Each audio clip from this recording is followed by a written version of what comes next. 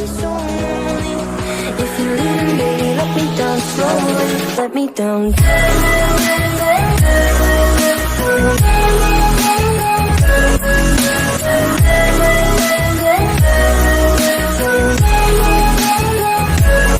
me down. Assalamualaikum warahmatullahi wabarakatuh.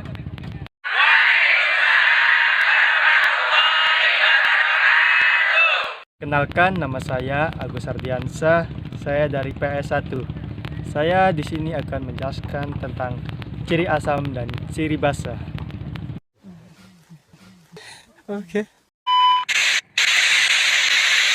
Sebelum masuk ke pembahasannya, saya akan menjelaskan tentang ciri asam. Ciri asam berasal dari bahasa Latin, yakni acidus, yang artinya memiliki sebuah rasa asam. Definisi asam ialah sebuah zat yang ketika air dilarut dalam sebuah air akan menghasilkan suatu ion hidrogen. Kan pengertian ciri basa itu ialah suatu zat-zat yang bisa mengantarkan asam. Secara kimia, asam dan basa saling berlawanan. Sifat asam pada umumnya ditunjukkan rasa pahit dan licin.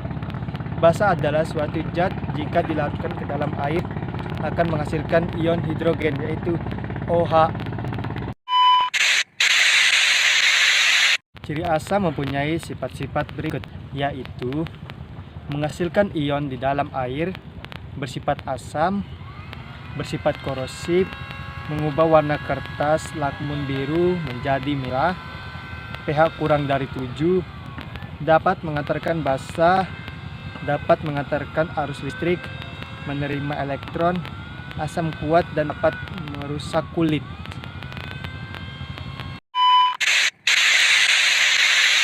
Ciri-ciri basa ialah menghasilkan ion dalam air, memiliki rasa pahit seperti empedu, licin ketika disentuh, jangan disentuh, buat kulit. Mengubah warna kertas lakmun merah menjadi biru, dapat mengantarkan asam, dapat mengantarkan arus listrik, memberikan elektron, basa kuat, dapat merusak kulit. Terima kasih, sekian dari saya. Apabila ada kesalahan kata, mohon maaf, ataupun pengajaran, saya mengucapkan Assalamualaikum warahmatullahi wabarakatuh.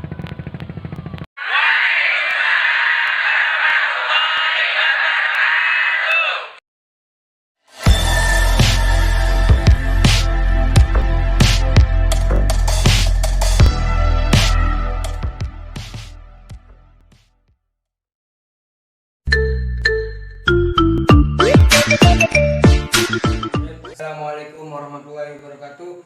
Perkenalkan, nama saya Hafidzuddin Anjari. Saya dari kelas 11 S2. Di sini saya akan menjelaskan tentang oksida basa, disebut juga oksida logam. 1.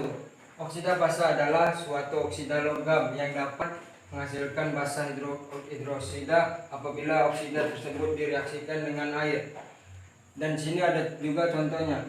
Contoh oksida basa adalah oksida logam Na2O, K2O, CaO, Fe2O3, CaO, JNO. Jika senyawa oksida basa direaksikan dengan air, akan dihasilkan basa. Contohnya nih, di sini juga ada nih ya, Na2O plus H2O 2NaOH. Tata nama oksida basa. 1. Sistem lama. Sistem lama yang hanya memiliki satu jenis, koleksinya tidak perlu diberi akhiran, kemudian diikuti nama unsur oksigen. Di sini juga ada tata nama oksida basa. Yang kedua, sistem stok. Sistem stok banyak digunakan secara internasional sebab sistem ini dapat menutupi kelemahan yang ada pada penamaan sistem lama. Sekian, terima kasih dari saya. Wassalamualaikum warahmatullahi wabarakatuh. Assalamualaikum warahmatullahi wabarakatuh. Nama saya Ramdhani, saya dari kelas 11 Saya akan menjelaskan tentang pengertian asam, basa, dan garam. Yang pertama kita bahas tentang pengertian asam. Pengertian asam adalah Senyawa kimia yang jika dilarutkan dalam air akan menghasilkan sebuah larutan dengan pH lebih kecil dari 7. Dalam definisi modern, asam yaitu suatu zat yang bisa memberi proton ion H+ kepada zat lain yang disebut dengan basa, atau bisa menerima pasangan elektron bebas dari suatu basa. Oke, sekarang kita menuju ke pengertian basa. Basa ialah zat yang bisa bereaksi dengan asam, menghasilkan senyawa yang disebut garam. Sedangkan basa yaitu suatu zat-zat yang bisa menetralkan asam. Secara kimia, asam dan basa saling berlawanan. Sifat basa pada umumnya ditunjukkan dari rasa pahit dan licin. Oke, sekarang kita mulai dengan pengertian garam. Garam ialah senyawa ionik yang terdiri dari ion positif atau kation dan ion negatif atau anion, sehingga akan membentuk senyawa netral tanpa bermuatan. Garam terbentuk dari hasil sebuah reaksi asam dan basa. Oke, terima kasih. Assalamualaikum warahmatullahi wabarakatuh. Sorry ass DJ. Assalamualaikum warahmatullahi wabarakatuh. Nama saya Riendriani, saya dari kelas 11 IPS 1.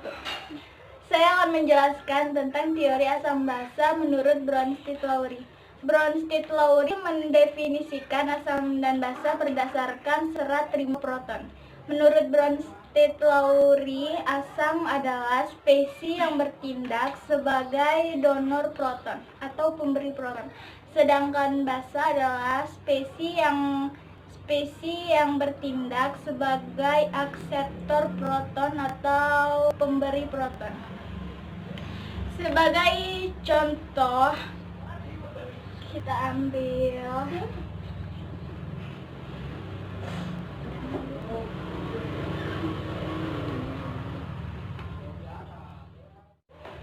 dari reaksi ini kita dapat tentukan siapa yang berlaku sebagai asam dan siapa yang berlaku sebagai basa.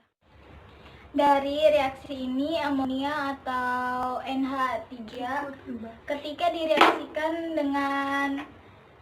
dengan klorida atau HCl, maka NH3 ini akan menerima proton dari HCl yang kemudian membentuk NH4+. Karena NH3 ini menerima proton atau kita sebut sebagai akseptor proton, maka NH3 ini berlaku sebagai basa. Karena HCl ini mendonorkan proton ke NH3, maka HCl berlaku sebagai asam.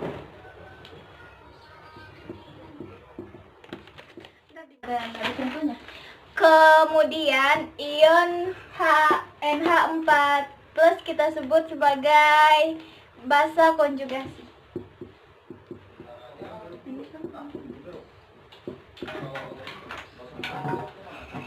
Dan Cl- kita sebut sebagai asam konjugasi.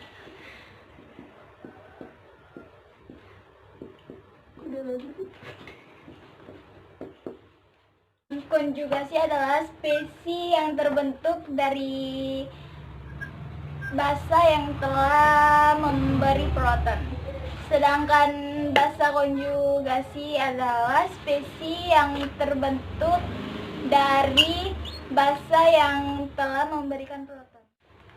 Sebagai contoh, pada kasus kematian Mirna yang terjadi pada tahun 2016,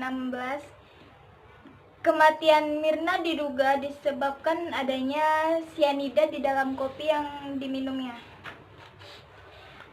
Sebagai contoh, dapat kemungkinan dari reaksi ini kita dapat tentukan siapa yang berlaku sebagai asam dan siapa yang berlaku sebagai basa. Dari reaksi ini H2O mendonorkan proton ke sianida atau Cn-.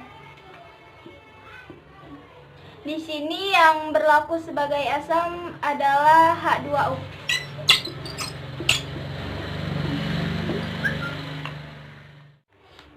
karena dia memberikan proton ke sianida. Kemudian Cn- bertindak sebagai basa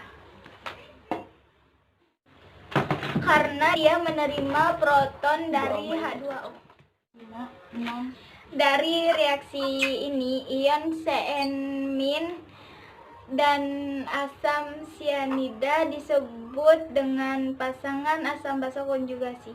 Begitu juga dengan H2O dan ion OH-. Sekian, terima kasih. Itu penjelasan saya tentang teori asam basa menurut Bronsted-Lowry. Sorry ass DJ. Assalamualaikum warahmatullahi wabarakatuh. Nama saya Rian Riani, saya dari kelas 11 IPS 1. Saya akan menjelaskan tentang teori asam basa menurut Bronsted-Lowry. Bronsted-Lowry mendefinisikan asam dan basa berdasarkan serat terima proton. Menurut Bronsted-Lowry, asam adalah spesies yang bertindak sebagai donor proton atau pemberi proton. Sedangkan basa adalah spesies yang bertindak sebagai akseptor proton atau pemberi proton. Sebagai contoh, kita ambil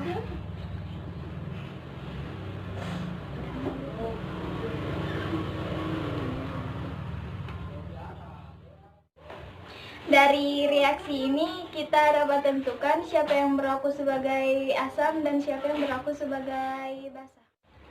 Dari reaksi ini, amonia atau NH3 ketika direaksikan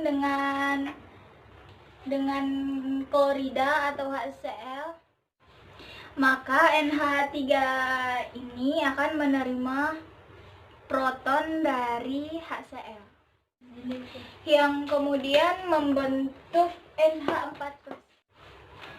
Karena NH3 ini menerima proton atau kita sebut sebagai akseptor proton, maka NH3 ini berlaku sebagai basa.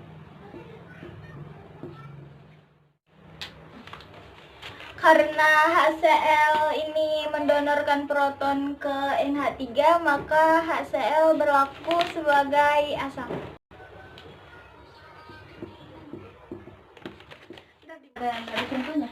Kemudian ion NH4+ kita sebut sebagai basa konjugasi.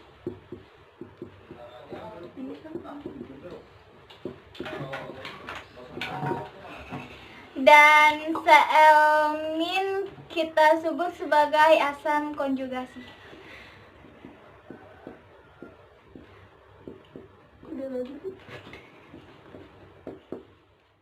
Konjugasi adalah spesies yang terbentuk dari basa yang telah memberi proton. Sedangkan basa konjugasi adalah spesies yang terbentuk dari basa yang telah memberikan proton. Sebagai contoh, pada kasus kematian Mirna yang terjadi pada tahun 2016, kematian Mirna diduga disebabkan adanya sianida di dalam kopi yang diminumnya. Sebagai contoh, dapat kemungkinan dari reaksi ini kita dapat tentukan siapa yang berlaku sebagai asam dan siapa yang berlaku sebagai basa. Dari reaksi ini, H2O mendonorkan proton ke sianida atau Cn-. Di sini yang berlaku sebagai asam adalah H2O.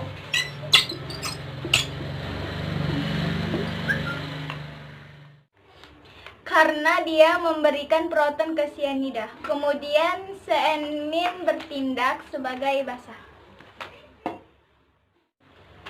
karena dia menerima proton dari H2O.